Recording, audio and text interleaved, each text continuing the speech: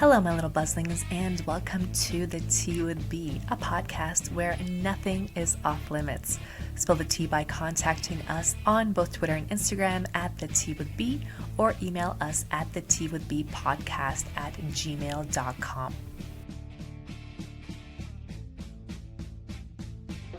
Today we are talking about death, or more specifically, dead bodies and what happens to them after the person dies. Now, before you think of alerting the authorities, today we are talking to the dazzling Amethyst Crowe, the mortician's apprentice. Hi, Amethyst. Thank you for being here. Hi, B. Thanks for having me. Amethyst, tell us what interested you in becoming a mortician. So it's kind of an interesting story, a long story. I've always been fascinated with death ever since I was a little kid, never shied away from it. Never really felt uncomfortable at funerals or anything, was always asking questions about death. And I would even sometimes drag home dead animals that I would find and poke them with sticks to see if I can figure out what the cause of death was. And I think it really just stems from death is the one thing that we all have in common with each other. It's the number one thing that we have in common. Everybody's going to die no matter what. It's inevitable. So why fear the inevitable? Instead, I wanted to learn about it. Mm-hmm. So I got my first bachelor's degree in forensic anthropology. I thought about becoming a forensic pathologist, but was very uninterested in the medical school part of things. So while I was getting my first bachelor's, I was working as a pathology tech at the coroner's office in Baton Rouge, Louisiana. And I assisted in autopsies. I would sew up the bodies when we were done. The main thing I did was sew up the bodies when we were done and also remove the brain. And wow. And I fell in love with it. It was fascinating, the things that you can tell from a person after they died. It's incredible, the secrets that your body holds. I graduated and ended up moving out of Louisiana. Couldn't find a job in that field when I was living in Austin, Texas for a while. Then I moved to Boise. Couldn't find a job in this field either. So I started working as a social worker. And I really loved that because I do enjoy helping people. And then I got kind of to a crossroads in my career and felt like if I was going to continue pursuing the social work aspect of things, then I should probably go to school and get my master's in counseling. Otherwise, I had already pretty much hit the ceiling where I was. Or it's time to change directions, find a new interest, a new job to pursue. And I thought long and hard and just kind of Googled death jobs, to be honest with you. And mortician obviously popped up, and it felt right to me because not only was I getting that time to prepare dead people and just kind of learn about death and get immersed in different cultures surrounding death, but I was also going to be learning how to help people emotionally, which is what I did as a social worker. I worked in mental health and I loved what I did. So I just felt like it was kind of a happy marriage between the two things, the two jobs that I've had that I've actually really enjoyed, that both felt like they were missing a little something. So here we are. And I love it. So one thing that you mentioned is you were a social worker, and at first glance, it may seem that social work and being a mortician are very different, but you kind of touched on the point. In both jobs, you help people out. So although most people don't want to talk about death or face the idea of death, even though you're right, it is inevitable for all of us, tell us some of the ways that you help people during that process and what aspects of it are similar to the help that you did while you were a social worker. Oh, good question. So I would say the main aspect, so some of what I do that helps people is I talk to families and kind of figure out, what it is they want, what it is they need to help them with the grieving process. And we talk a lot about their loved one and what they would want, how they would want to be celebrated, how should we celebrate their life. And A lot of people get so much closure from going to a viewing and seeing their loved ones. And so part of what I do that helps with that is I'm the main one that preps the bodies. And so many people go through long, it's called agonal stages. The agonal stage is right before you pass, and Mm. your body's slowly breaking down, unless it's a sudden death. But in most instances, it's a slow process. And, you know, as people are dying, they're kind of losing their light, who they were as a person, and they kind of no longer look how they used to look. And it's not that great of a memory. And so part of what I do to help people is, in preparation of the body, I try to make them look like themselves again. I give them their color back. I'll do their makeup. I'll do their hair. I'll dress them. I'll use tissue builder to plump their face back out if it was kind of sunken in. And so seeing them in that manner, I think it gives them a little bit more closure. And how that kind of ties into what I was doing is, a lot of what I was doing was helping people with severe depression, PTSD, and anxiety, and just kind of doing a similar thing where I'm walking them through how to get better, how to get through this. Let me hold your hand, and I'll be here with you. I know that this is scary, but I've been through this too, and I can support you. And I know a few tips and tricks that might help this be a little bit easier on you. Mm-hmm. And I know from our conversations is you're always very, very respectful to the body. No matter what you're doing, you're very respectful and respectful of the family that's going through the tragedy. Yes, 100%, 100%. I treat every single person with respect and dignity all the way through to the end. I call them by their name, talk to them a little bit. I'll tell them that they look nice, that I like this color blouse that they have, or I'll show them two different colors of nail polish and be like, which one do you think? Because they're people. And Mm-hmm. I try to think about it like, what if their loved one saw me? What if they because I think so many people just have this horrific idea of what actually goes on, and that we're kind of these emotionless people because we're dealing with death all the time.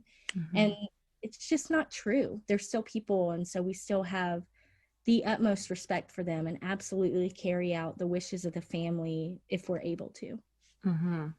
And that's why I think it's so important to talk to you, because people do really have very interesting ideas of what happens to bodies after they pass away. I mean, obviously, most people go through a service that does it for them. Could you tell us a little bit about what modern funeral homes look and how the modern cremation process looks? Because I think the idea that some people have is that it smells like their grandmother's home and has pastels, when the process itself is a little bit different and a little bit more industrial. Absolutely. So the funeral home that I work at is very modern. It's actually newly updated. It's bright colors, pretty wooden accents. It's nice. It doesn't look at all drab. It doesn't look dark. There's not a lot of floral pattern.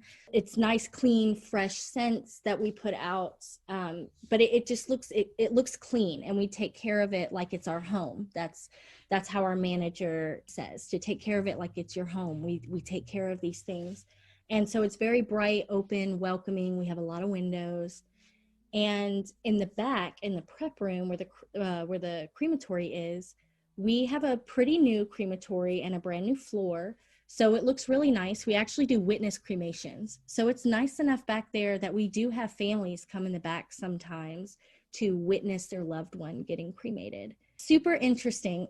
The way that the cremation process works is, I think there's a lot of misconceptions about it. So number one, every single body has to be in some type of container. We are not just putting naked people in there. They have to be in some type of container. We have several different kinds. They can be in a full-blown casket that is made to be cremated. We do that with a lot of people. They pass away, they get embalmed, they get dressed, they have their cosmetics done, they have a whole viewing and a funeral, and then we cremate them. That's become quite common, actually. So yes, number one, they have to be in some type of a container. Number two, I think another misconception is that they're going in there naked, which is not true. We put them in their clothes. And if the family doesn't have clothes for them, then we put them in a hospital gown, because again, they deserve respect and dignity. So we do, respect their bodies and their privacy with their bodies and cover them up. And number 3, there really isn't much of a smell with the crematory. I think that's another thing. Surprising. Yeah, I think a lot of people assume there's a smell. I also think people might assume there's a lot of smoke, and there's not. We actually have what's called an afterburner in the very back of the crematory. That is a large flame that's blowing over all the smoke that's coming out to burn out any particles that might cause coloration. And so the smoke comes out white, and during the daytime, you really can't see it. It's pretty modernized. You also can't see inside of the crematory unless you raise the doors. So we don't have clear windows or anything like that where you can see the whole process. And it's pretty quick. Most people, it takes about 2 hours. Some a little more, some a little less, depending on their size. It's very different from, I think, what other people would assume Yeah. happens in a crematorium. Yes, I think so. I think a lot of people think it's these huge fiery flames that we're pushing them into, and it's not at all. I mean, you can't see any flames at all whenever we're putting them in there. It's set to not get to that temperature, and for those types of controls to not click on until the door is closed. And so I think I love that, because I love that our crematory specifically, and most crematories, I think, are updated enough to offer witness cremations. And so Do you mind talking a little bit about that? Because I don't yeah, know if everyone has ever considered witnessing a cremation, but could you talk about that process and the kind of closure that some people can get from that?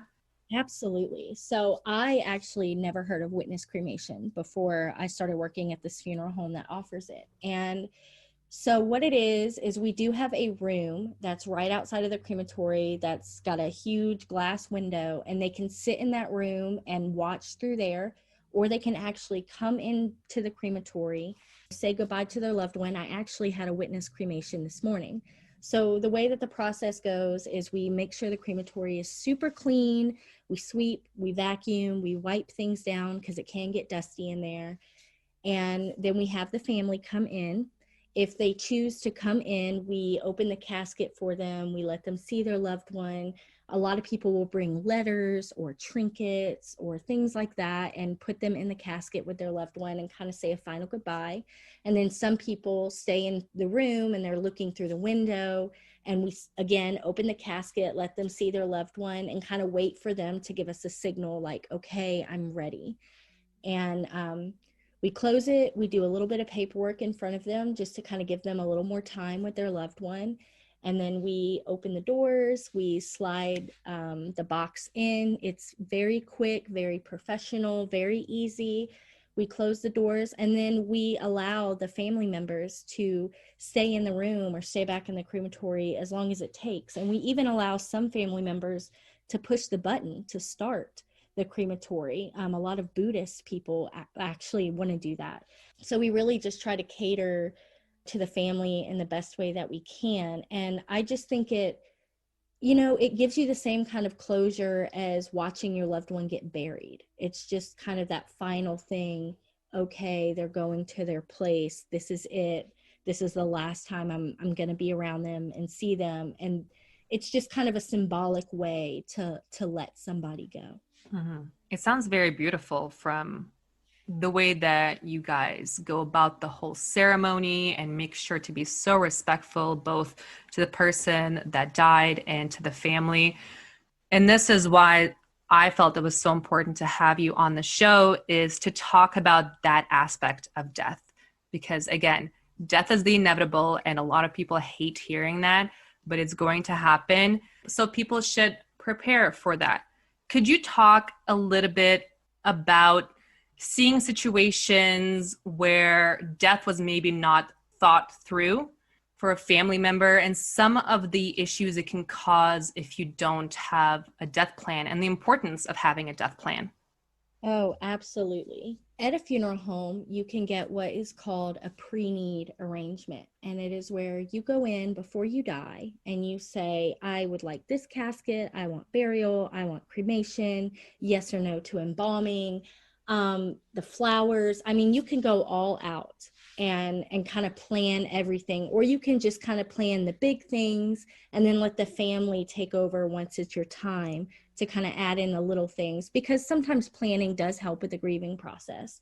But I think having a pre-need, having a death plan takes a tremendous amount of stress off of your loved ones, because having people come in who lose their loved ones, especially suddenly, even when they're older in age, but they still lose them quite suddenly. I mean, they're so distraught and they're grieving, and so they're not really thinking about much. They probably aren't sleeping very well. And then sometimes you have family members where it's, 5, 6, 7, 8 family members that come to the arrangement, and everybody has different opinions on whether or not, their grandma wanted to get embalmed or cremated or what have you. And so that can also cause a lot of disruption among the family and cause some disruption in the grieving process.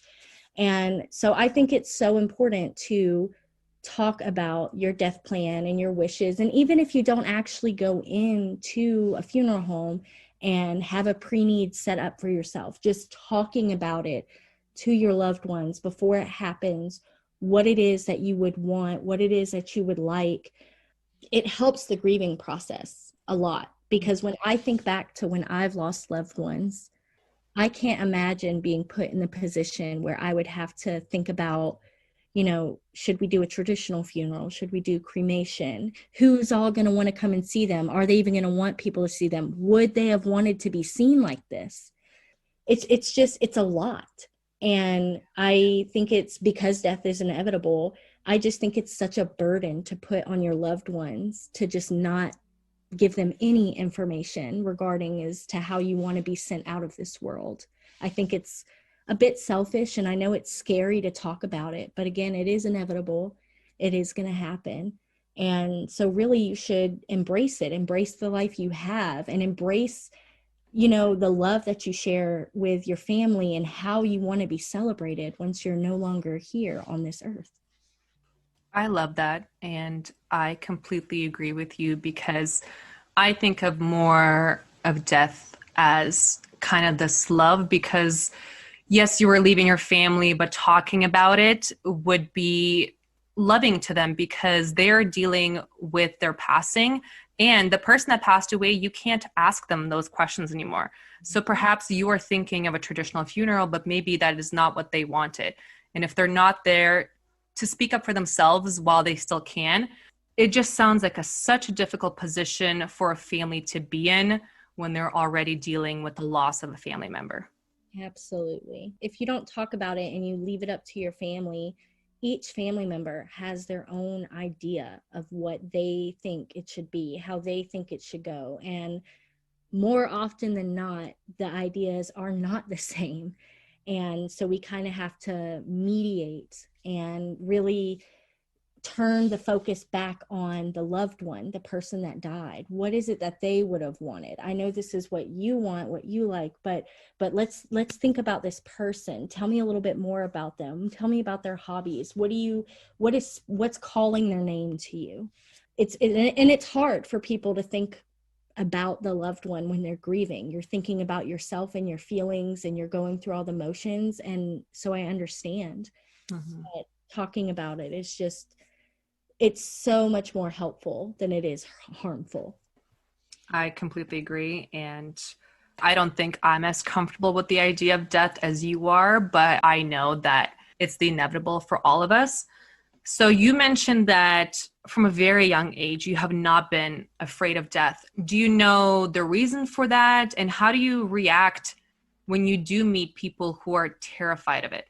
I really don't know that there was any one thing that triggered it. I can't, I think back to my childhood and I can't remember something happening that made me just all of a sudden become fascinated, but I just never I don't know, ever since I was probably about 9 or 10 years old and I really started to actualize and understand what death was, I began to wonder just why people were so afraid of it, if it was going to happen to everybody. It's scary that it could happen suddenly. That is scary. And it's scary to think that you might not live out your whole life and do all the things that you want to do, but it's going to happen. And so I'm the type of person that if something's absolutely going to happen, I have to know every single thing about it. And when I meet people that are terrified of death, which is often, I bet. I usually ask them why. What is it? Why are you so afraid of it? Why are you? And I just feel like it's such a waste of your time to be living in fear of something that's inevitable. That is such a waste of your valuable time and energy that you can be putting into your life instead of trying to avoid this inevitable thing. I don't understand the fear totally. I understand it to some extent because dying is scary, but to completely avoid it and to never think about it, never want to talk about it, that kind of makes no sense to me. And to me, that's kind of like never ever talking about the sun and how it works, and how it, because it's there, it's in Yeah. your face all the time. So why don't you want to know about it? Why don't you want to think about it? I know it's scary, but again, inevitable. And I think a lot Inevitable. of people actually, I haven't ever met a person that started to talk about death and remained afraid of it ever. Every single person that I've crossed paths with that started to talk about death and maybe think about it a little more became more comfortable with it instead of so afraid of it. Mm-hmm. I've had a very similar experience too. Once people talk about it, it seems to be a little less scary, but it's still a bit of a faux pas conversation to have in a crowd of people because you can't be that person that starts talking about death and try to get acceptance because it's something that a lot of people will have to kind of deal with in themselves. Now, while you are very open and are becoming a mortician, tell us about how some of your family members feel about your new career. So they're all supportive. Most of them actually also were not surprised at all that I went into this. They were like, oh, yeah, that makes total sense. I can't believe you didn't do this years ago. But the majority of them, I mean, they ask questions and then they're like, oh, I don't really think I wanted to know the answer. I don't think I wanted to know the answer to that. So they they're supportive, but they don't ask a lot of questions. They ask me how school is going and they ask me if I'm doing okay with work, but they don't really want the nitty gritty. They don't want the details. And I respect that. And I try to do the same with my friends. I've gotten better at not oversharing because sometimes I share something that I don't think is that gross. And then I look at the faces of the people around me and I'm like, oh, maybe that was kind of a little gross. I'm sorry. But yeah, they're all really supportive and not surprised at all. So they're happy for me because they can see how happy being in this field makes me. And it really does. You can hear it in your voice when you talk about the things that you're doing. I think it'll help get rid of some of the fear for people who are listening. Morticians are people like us who just want to help. And I mean, a side note for Amethyst, Amethyst is also young and she's beautiful. She has been with her husband for a very long time, but they're pretty newlywed. So you don't encompass the typical idea of what a mortician is. So do people struggle with that? Oh my gosh. Yes. So it's funny. People in the funeral industry, they don't struggle with it because I work with a lot of attractive people. There's a lot of attractive people in my class as well.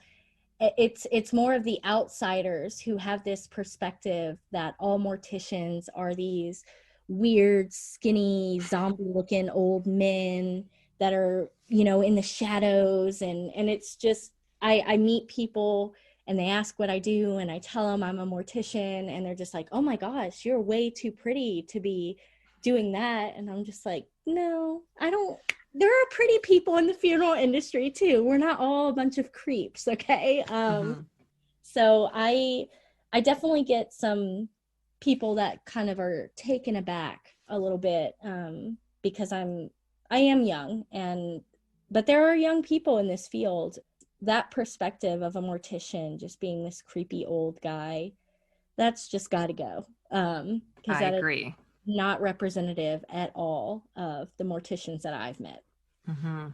That was definitely my idea of what mortician was prior to getting to know the things that you're doing. And yes, some of them are gory, but it's all part of the process. You kind of mentioned about classes. Do you mind talking about that in terms of what steps you are taking right now to become a fully licensed mortician and a funeral home director? It varies state to state. The education requirements and the residency requirements, it's different for every state. And so here in the state of Idaho, I have to have an associate's degree in mortuary science and do a year-long residency where I work under a licensed mortician and do at least 25 embalmings in the year. And I'm deciding, because I'm not sure if my husband and I are going to stay in Idaho forever. Some states do require you to have a bachelor's degree. So I'm pursuing my bachelor's degree. And because I already hold a bachelor's, I was able to enter into Wayne State University as a second year junior. So it's just 3 semesters of full-time school, and I'll gain my bachelor's and then I'm doing my residency at the same time. So I'll graduate and complete my residency at the same time and be able to take my national board exam and hopefully pass and get licensed. And so some of the classes that I take embalming, I take funeral directing. It's a very intense program, is it not? Oh, it is so much work. So I took 18 hours this past semester, and my next 2 semesters are 19 hours. And on top of that, I'm working about 20 hours a week. And Wow. it's a very, very, very intensive program. It's almost like med school, to be honest. The Hmm. amount of homework and paperwork and exams, and it's rigorous, and it's also the things that they have set up in place. A 75 or below is failing. And if I make a 75 on something, then they automatically, if that's my final grade in a class, I automatically get moved to part-time. If I actually get an F in a class, I get booted from the program. In my last semester, we have to take practice national board exams every week. Different parts of the national board exam, we have to take practice tests for it every week. And if I get less than a 75 on the practice exam every week, then they make me retake that class the next semester and won't let me graduate. So Wow. they're very, very, and I don't know that all schools are this way, but Wayne State University is regarded as one of the best mortuary science schools in the United States, which is why I chose it.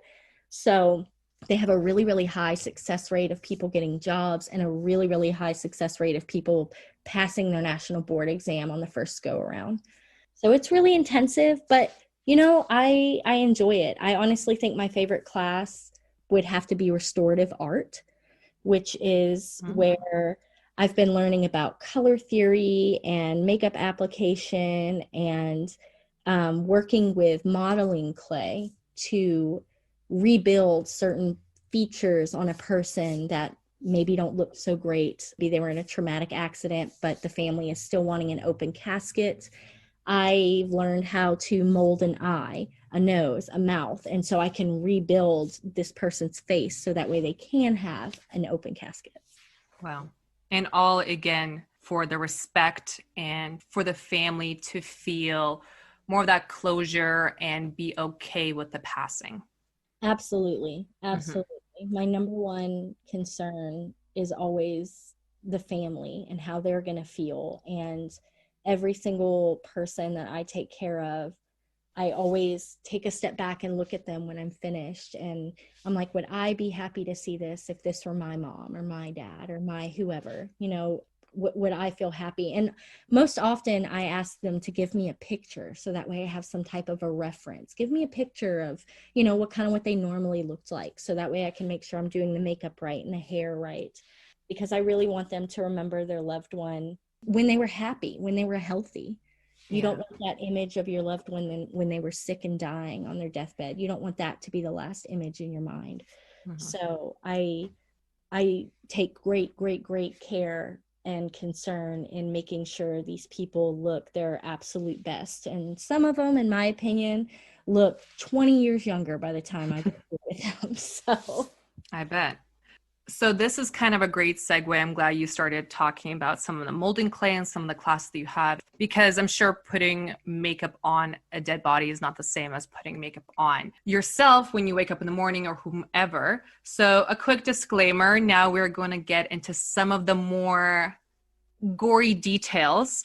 So Amethyst, do you mind telling us what is the difference between putting makeup on a dead body compared to a living one? so first and foremost, a dead body is cold. And all of the makeup products that they have in MAC and Sephora, those are made for warm skin, warm temperature skin. If you Oh, put ice all over your face and then try to put foundation on, it's not going to blend in. It just sits right on top of your skin. And so that's kind of how the makeup is. We don't, I mean, I do have some, like Maybelline and things like that, like lipsticks and that are normal makeup, but all of the foundation, it's made by this company called Dodge, and they make a lot of different embalming chemicals and makeup and other things that we need in this industry. And also another thing to take into consideration is that person isn't necessarily the same color as they were when they were living. You lose your color. And if we get someone and we're able to embalm that person, we can give them some of that color back because we put dye in the embalming fluid to give them that red hue so they don't look so gray or white. But if we aren't able to embalm them, then it does take a little bit more of the cosmetics. And almost every single person I work with, it sounds so crazy, but almost every single person I work with, I start out with a layer of this fluorescent orange cream to give them this kind of warmth, this kind of red glow, and then I build onto it from there. Some of the makeup is some of the normal stuff that, living people use, but pretty much the base and the foundation, those are all specially made because they don't require the skin to be warm in order for them to blend in. interesting. I did not know any of this. So when it comes to embalming, I mean, I kind of know, I kind of get the concept of what it is. Do you mind describing it a little bit more? And in terms of where do the hoses go and where does the liquid from all sides go? If you know what I mean. You're a lot better at describing this than I am. So if you can please tell people, yeah, where does it all go? How does all that happen? With embalming, we, first of all, I think a lot of people think we are like totally filleting these people open and stuffing them with chemicals. That's absolutely not happening. I make really small incisions that are maybe, I mean, the longest one I might make is about 4 inches long. And I usually go in, and it's different for everybody, but I like to inject in the femoral artery that's in your thigh and drain out of your internal jugular in your neck. And so I'll go in and make an incision in the neck, find and locate the jugular, pull it out and snip it open. And I'll put in what's called forceps. It's these just really long tweezers, put them in to hold the vein open so that way the blood can drain. And then I usually inject in the femoral. You can inject in the carotid, you can inject in the brachial, you can inject in the ulnar. I mean, it really just depends on the condition of the body. If everything is perfect and this person was otherwise healthy before they passed, then usually you only inject in one area. But sometimes it does require you to inject in several different arteries. Maybe I'm injecting in the femoral in the right leg, but her left hand isn't getting anything. So I'll need to raise the brachial artery and inject in that so I can make sure her arm gets totally embalmed. And so that's kind of how it goes, is you pick an artery. Most people choose the femoral or the carotid to start, and you inject in there and you drain the blood, and it goes into, we have a toilet. It's just a little toilet that sits on the floor, and that's where all of the fluids drain. And then when it gets full of chemicals and things like that, we flush it. So and then it goes, into the water system and into the water plant to be cleaned, and then comes out in your home when you're taking a shower. So it's weird to think about, but It's all that, a cycle. yeah, it is. And that's how it works. It's really not invasive at all. Not as It much as it sounds. correct, not as much as it sounds. I honestly think the most invasive part about it is when we're dealing with the abdominal cavity. We use this thing called a trocar, which is basically, it's like this long rod that's got a really sharp point at the end with some holes all over it. And we do insert that into the abdominal cavity and drain the lungs, the heart, and all of the intestines, the bladder. And then we put in some fluid through that hole via the trocar to make sure, all of the visceral stuff is getting embalmed and preserved as well. I'm going to lead into a question which I feel like is wondered a lot when it comes to the concept of death. And now that we're talking about liquids within you, I'm sure you can tell where this question is going. A lot of people say that when you die, you release the poo, or I don't know, a classier way to say it. But what happens to that? So, to be honest with you, most people actually do not release any fecal matter when they pass. Really? So where did this rumor come from that everyone seems to know? I really don't know. I know, and typically if we have someone that has soiled themselves, they died instantly. They died from a gunshot wound. They died from a car wreck. It's just something kind of instant. But these people that are dying of cancer or old age or what have you, usually they might have wet themselves, but not any fecal matter. That really happens about 90% of my embalming cases. There is no fecal matter at all that I'm dealing with. And when they do have it, I get the unfortunate pleasure of cleaning it, and it again goes into that same toilet, runs off the table and into the toilet. And some people, that's enough for them. It's just having it cleaned. Some people will continue to leak fecal matter, and so I'll get to do what the morticians like to call a rite of passage, which is inserting, it's called an anal vaginal plug, an AV plug. And so I'll insert this plastic plug into their anus and twist it in to stop any fecal matter from coming out. Wow. Yeah. I love hearing all these details. I don't think I would react the same way as you if I was in the room, but hearing the details, I think, is really educational and just shows the side that not a lot of people talk about. So what other things do you do? And I'm thinking of one instance particular of you telling me a story where you popped someone's zit, I believe. Tell us about that. Well, I want them to look their best. And so sometimes I know you were very respectful. Sometimes I might have a gnarly zit or some blackheads and they're unsightly. And so sometimes I'll remove those. I will shave people. I wax their eyebrows. If women have facial hair, I'll wax that off. I just kind of think about it like as if they were living and how they would want to look. And does this look presentable? Are they okay with this? I guess what it would be considered kind of gross, but it's kind of crazy to think about. I recently was telling one of my other friends that I got this person and he had really bad blackheads on his nose, and I couldn't help myself but to go at it and get him out. And she was just, oh my God, so disgusted. And I was like, I don't know why it's that different than people posting videos all over YouTube of them popping cysts and blackheads. Yeah, that's a thing.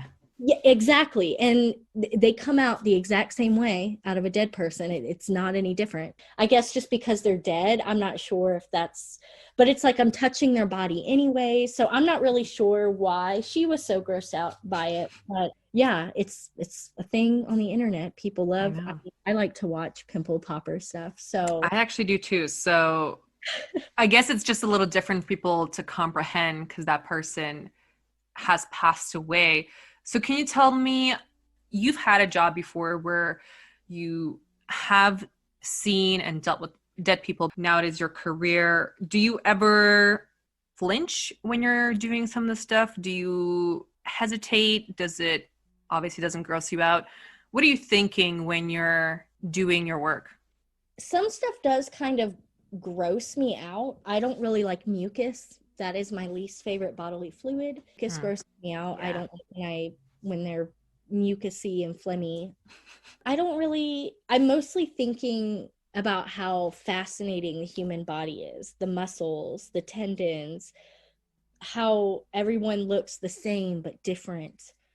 I think about things like that. And the one and only time so far, so in my previous job when I was working as a pathology tech, I saw much grosser things because not everyone goes through the coroner's office, right? It's people who die in traumatic instances, or people who die suddenly, or people who, so I guess sometimes the family would want them to be investigated. But so it's not, the majority of the people at the funeral home are elderly people who have passed. And at the coroner's office, I mean, I was seeing people that died in gunfire, car wrecks. I'm having to pull glass and stuff out of their face. But the gnarliest thing that I have seen at the funeral home that made me kind of, it was more of the smell. But there was this man who was kayaking, and Oh yeah. he flipped or something. He got caught on a rock, big rock in the middle of the river, and just was stuck there and died. And no one found his body for 6 weeks. So for 6 weeks, he was in the water and just rubbing up against this rock. And by the time we got him, I mean, you could only tell it was a human because he still had legs and feet. But his hands were gone, his arms were gone, his whole torso was gone. You could see a spinal cord, and his face had been completely rubbed off. I mean, if you cut your skull in half, that's what it looked like. He didn't have a brain or anything. It was just an open skull that had been completely rubbed all the way in half. That made me kind of flinch because that was disgusting, and I've never seen anything like that. And the smell was bad. I think that's probably the main thing that grosses me out or makes me flinch is the smells sometimes. I don't think I'll ever get used to some of the smells that I smell. I actually remember that story, and I remember you telling me, and I don't think I could sleep well for a couple nights after that. That's understandable. So it had that typical smell. And if I recall correctly, were you not in the car with the body? And so the smell was a little bit stronger than usual, right? Oh, yes. I was the lucky person that got picked to go pick this person up from the coroner's office. So I was in the van with them, and it was really cold outside, but I still had the windows down. I was freezing, but just this waterlogged body, is sitting right behind me in the van, and he's just in a one plastic bag, and that doesn't hold in the scent very well. And so it definitely, that was a rough 15-minute drive. And then I felt like the I smell bet. had clung to me. And I mean, I always shower as soon as I get home from work, just because, I'm around ashes that fly around and I'm around dangerous chemicals. That was a particularly rough day. And then it definitely left a smell in the van for a while. We actually went and had the van cleaned after because the Wow. smell just permeated. Hmm. But transporting bodies, it's not, as weird as it sounds, it is something that you do quite often. Can you talk about that little fun fact about what people should consider when they're on a flight? Yes. So when you're on a flight, there is a very high possibility that there is a dead body in the cargo hold with all of your luggage. Because that is one of the trips that I make often. I actually did one of those this morning. People, they die here, but all their family lives somewhere else, or they bought a plot somewhere else. And so we ship them. And usually we embalm them and then ship them. But sometimes, like today, this lady wasn't embalmed because she's actually a skin donor. We put her on a bunch of gel packs, frozen gel packs, box her up. And yeah, she flew Southwest. So, yeah, there is definitely bodies in the cargo hold of most planes. I was third in line today at Southwest. So anybody that was flying Southwest today, Wow. definitely there were some bodies on there. So if you have anxiety flying, instead of focusing on that, just focus on the fact that you're in a plane with possibly a dead body, but Mm-hmm. more likely than not. Yeah, That blew but my mind when you told me that. yeah, they're good passengers though. They don't complain much and they're pretty quiet. So Exactly. They don't require any food, so yeah, it works works out great. I like how casually we were just talking about transporting bodies. that's my life. I know. I love how open you are about it. And I think that's really the biggest theme. While death sounds scary, seeing a body sounds scary, it is all a part of life. And it's something that unfortunately all of us will have to deal with at one point or another. Amethyst, I have absolutely loved having you on. Is there anything that I didn't cover about this field that perhaps you'd like the people to know?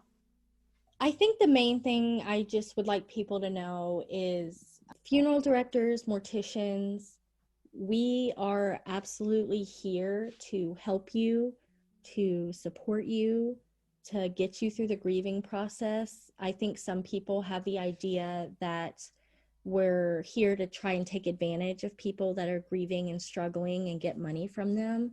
We don't make a commission or anything like that off of the products that are bought. We really, really are just genuinely concerned and genuinely care about these people, these families that come through, and making sure that, you only get one funeral. We can only do it one time. And so we want to make sure it's the best, and that people felt heard and people felt like they got what they needed to get their closure.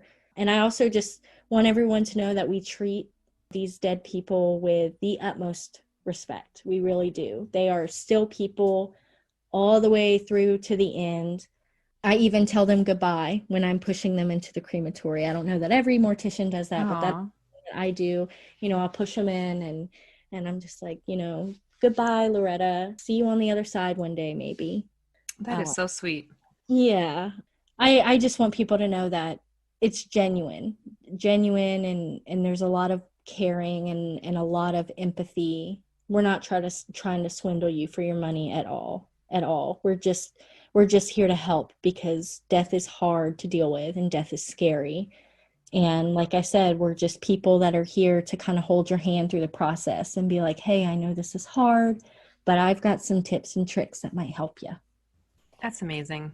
Absolutely love it. And I think it's very evident when you talk, you can hear how much emotion, how much care you put into all of your work. And although dead bodies is not for everyone, I think everyone should hope to have a mortician as great as you who really cares for the people like they're a part of their family. And absolutely amazing and so stoked for your journey. One more question, Amethyst. If people had questions for you, perhaps regarding going into this career path or some of the questions when it comes to some things that you do, what's your handle? How can they get a hold of you?